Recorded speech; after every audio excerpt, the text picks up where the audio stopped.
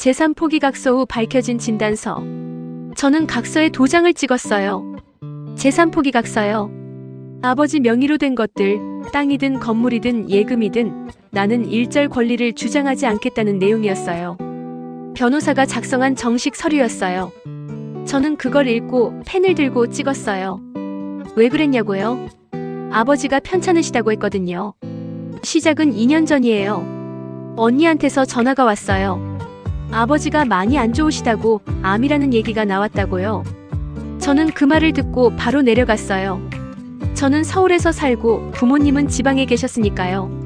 내려가 보니까 아버지는 생각보다 멀쩡해 보이셨어요.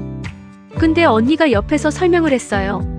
겉으로는 괜찮아 보여도 안이 많이 안 좋다고 의사가 빠른 시일 내에 정리할 것들 정리하라고 했다고요.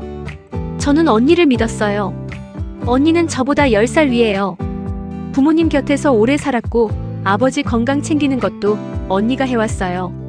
저는 서울에서 직장 다니면서 자주 못 내려간 게 항상 미안했거든요. 언니가 고생한다는 걸 알고 있었어요. 그래서 언니가 하는 말을 의심하지 않았어요. 며칠 뒤에 언니가 서류를 가져왔어요. 아버지가 재산을 정리하고 싶어 하신다고 언니가 곁에서 모실 테니까 언니한테 다 넘기는 게 맞는 것 같다고. 저는 어차피 서울에서 살 거니까 포기 각서만 써주면 된다고 했어요.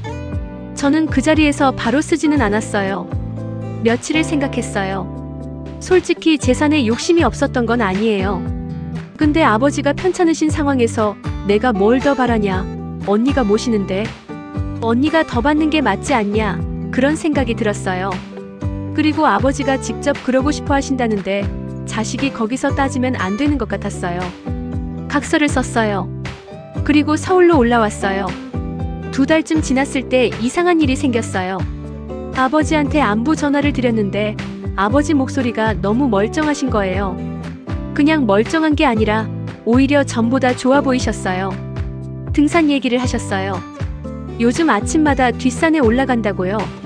저는 순간 멈칫했어요. 암 판정 받으신 분이 2달 만에 등산을요? 저는 조심스럽게 여쭤봤어요.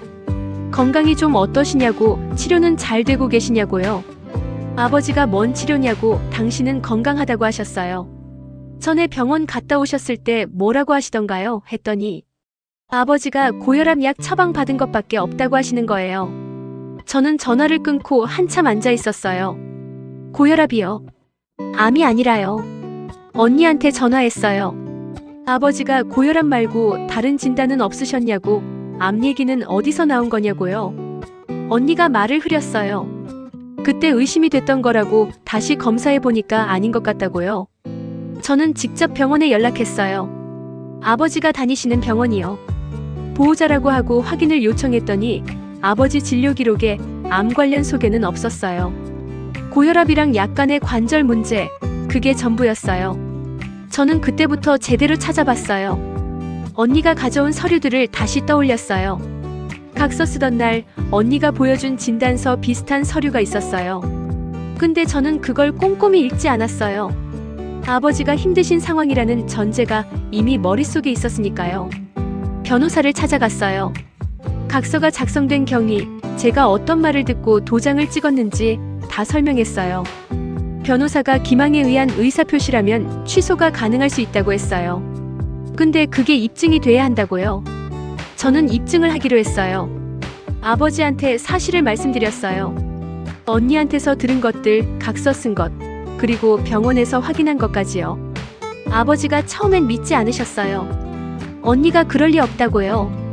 근데 제가 병원 기록 내용을 말씀드리고 언니가 했던 말들을 구체적으로 하나씩 들으니까 아버지 얼굴이 달라지셨어요. 아버지가 언니를 불렀어요. 그 자리에서 언니한테 직접 물으셨어요. 내가 암이라고 했냐고요. 언니가 처음엔 둘러댔어요.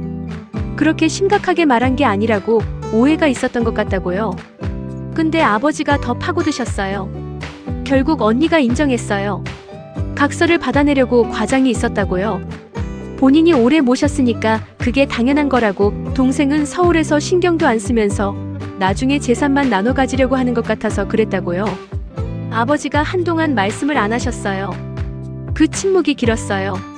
아버지가 언니한테 하신 말씀이 내가 고생한 건 맞는데 그게 이런 방식이면 안 된다고 거짓으로 받아낸 건 받은 게 아니라고 하셨어요. 각서는 무효 처리가 됐어요.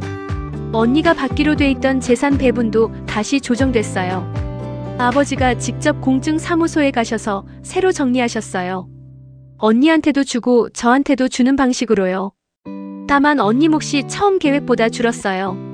언니는 저한테 한동안 연락을 안 했어요. 저도 먼저 하지 않았어요.